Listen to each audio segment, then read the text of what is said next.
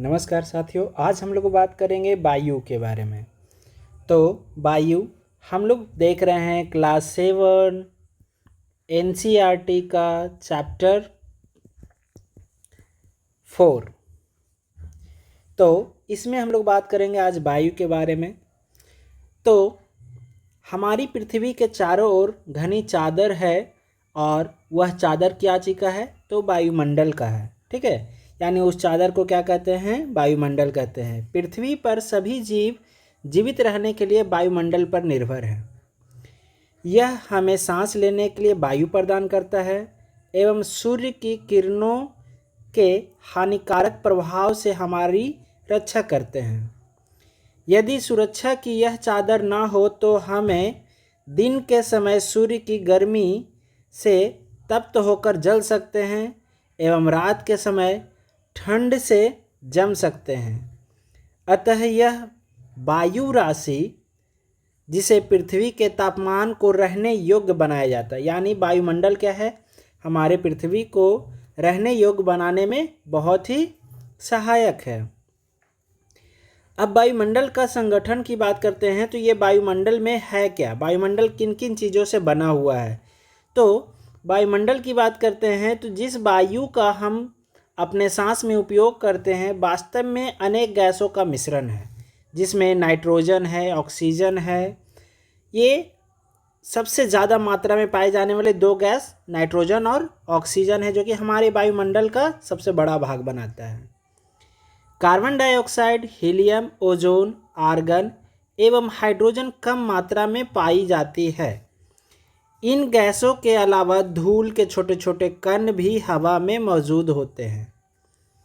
यहाँ पे जो पाई ग्राफ है इसमें हम देख पा रहे हैं कि नाइट्रोजन कितना है? 78% है, ऑक्सीजन 21% है एंड कार्बन डाइऑक्साइड 0.03%।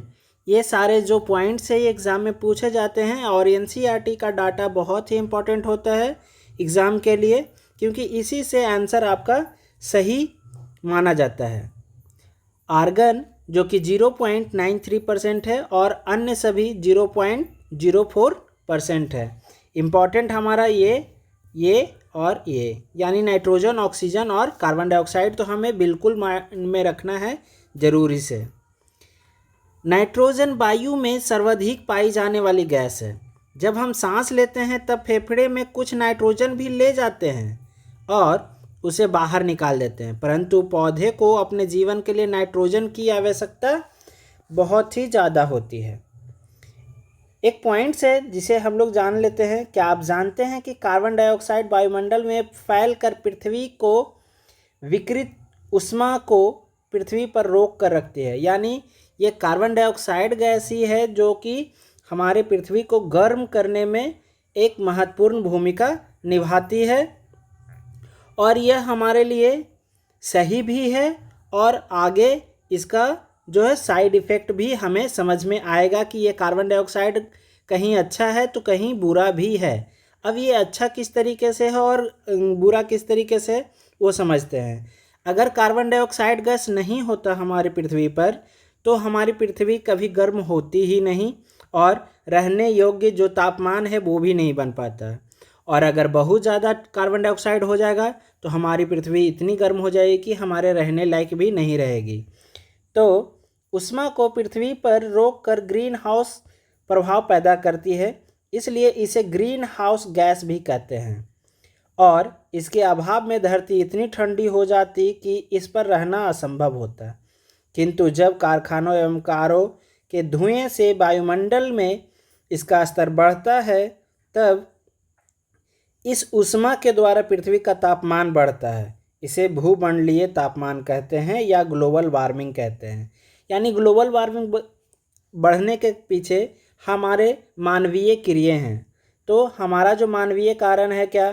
जैसे कि कारखानों का स्थापित करना, कार का इस्तेमाल करना और ऐसे बहुत सारे उपकरणों का इस्तेमाल कर रहे हैं जिससे हमारे वातावरण में कार्बन डाइऑक्साइड गैस की मात्रा बढ़ रही है। और भी जैसे कि एसी, फ्रिज, इन सब से क्लोरोफ्लोरोकार्बन निकलती है जिससे हमारे वातावरण में ग्लोबल वार्मिंग बढ़ रही है। तापमान में इस वृद्धि के कारण पृथ्वी के सबसे ठंडे प्रदेश में जमी हुई बर्फ पिघलती है, जिसके परिणाम स्वरूप समुद्र के जल स्तर में वृद्धि होती है, जिससे तटीय क्षेत्र में बाढ़ आ जाती है और दीर्घ अवधि में इसके कारण जलवायु में अत्यधिक परिवर्तन हो सकता है, जिसके फलस्वरूप कुछ पौधे एवं पशुएं लुप्त हो सकते हैं। यानी यह भी हमारे लिए बहुत ही चिंतनीय विषय है कि हमारा जो है कार्बन डाइऑक्साइड गैस हमारे वायुमंडल में बढ़ना नहीं चाहिए और इसकी मात्रा को हमें सही से बनाए रखना है। अब देखते हैं आगे। ये सीधे वायु से नाइट्रोजन नहीं ले पाते हैं। कौन नहीं ले पाते हैं? तो पेड़ पौधे। हम बात कर रहे थे किसका? तो नाइट्रोजन की आवश्यकता किसको होती है? पेड़ पौधों को।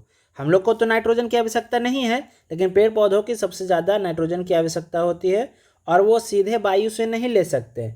अगर वो ले पाते तो उनके लिए बहुत ही अच्छा होता है पेड़ पौधों को ग्रोथ के लिए, लेकिन वो वैसा कर नहीं पाते हैं। वे कैसे लेते हैं? तो मृदा एवं कुछ पौधों की जड़ें में रहने वाले जीवाणु नाइट्रोजन लेकर इसका स्वरूप बदल देती है, जिससे पौधे का प्रयोग पौधे इसका प्रयोग कर सकते हैं। यानी नाइट्रोजन को नाइट्रेट में बदल जाता है। क्या चीज़ में? नाइट्रेट में। तो नाइट्रेट में जब बदला जाता है तब पेड़ पौधे इसे इस्तेमाल कर पाते हैं। ऑक्सीजन वायु में प्रचुरता से मिलने वाली दूसरी गैस है। पहला तो हो गया कौन? नाइट्रोजन। दूसरा कौन हो गया? ऑक्सीजन। तो ऑक्सीजन वायु में प्रचुरता से मिलने वाली दूसरी गैस है। मनुष्य तथा पशु सांस लेने में वायु से ऑक्सीजन प्राप्त करते हैं। हरे पादप प्रकाश संश्लेषण द्वारा ऑक्सीजन उत्पन्न करते हैं। इस प्रकार वायु में ऑक्सीजन की मात्रा समान बनी रहती है। यदि हम वृक्ष काटते हैं तो यह संतुलन बिगड़ जाता है। कार्बन डाइऑक्साइड अन्य महत्वपूर्ण गैस है। हमारे पादप अपने भोजन के रूप में कार्बन डाइऑक्साइड गैस का प्रयोग करते हैं और ऑक्सीजन वापस देते हैं, जो कि हम जानते हैं कि फोटोसिंथेसिस जो प्रोसेस होता है पेड़ पौधों में, तो वो क्या करते हैं? कार्बन डाइऑक्साइड गैस लेते हैं और वो ऑक्सीजन छोड़ते हैं। इस प्रकार वायु में ऑक्सीजन की मात्रा समान बनी रहती है। यदि हम वृक्ष काटते हैं तो यह संतुलन बिगड़ जाता है। कार्बन डाइऑक्साइड गैस एक महत्वपूर्ण गैस है। मनुष्य और पशुओं द्वारा कार्बन डाइऑक्साइड गैस बाहर निकाले जाते हैं एंड मनुष्यों एवं पशुओं द्वारा बाहर छोड़ी जाने वाली कार्बन डाइऑक्साइड गैस की मात्रा पादपों द्वारा ली जाने वाली गैस के बराबर होती है, जिससे यह संतुलन बना रहता है। परंतु यह संतुलन कोयला या खनिज तेल आदि ईंधनों के जलाने से गड़बड़ा रहा है। ये वायुमंडल में प्रतिवर्ष करोड़ों टन कार्बन डाइऑक्साइड गैस की बढ़ोतरी हो रही है। परिणाम स्वरूप कार्बन डाइऑक्साइड गैस का बढ़ा हुआ आयतन पृथ्वी के मौसम एवं जलवायु को प्रभावित कर रहा है। जब वायु गर्म होती है, क्या आप जानते हैं? जब वायु गर्म होती है तो वह फैलती है और हल्की होकर ऊपर उठती है।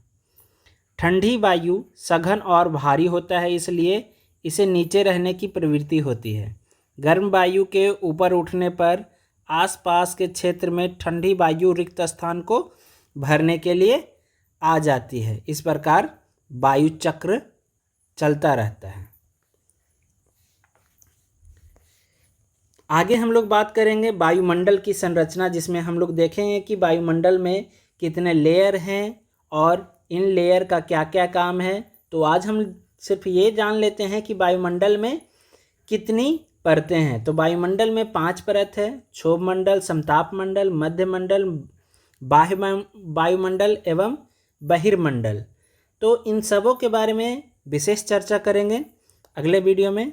आज के लिए इतना ही। Thank you. अगर वीडियो अच्छा लगा हो तो लाइक शेयर सब्सक्राइब ज़रूर करें। Take care, bye.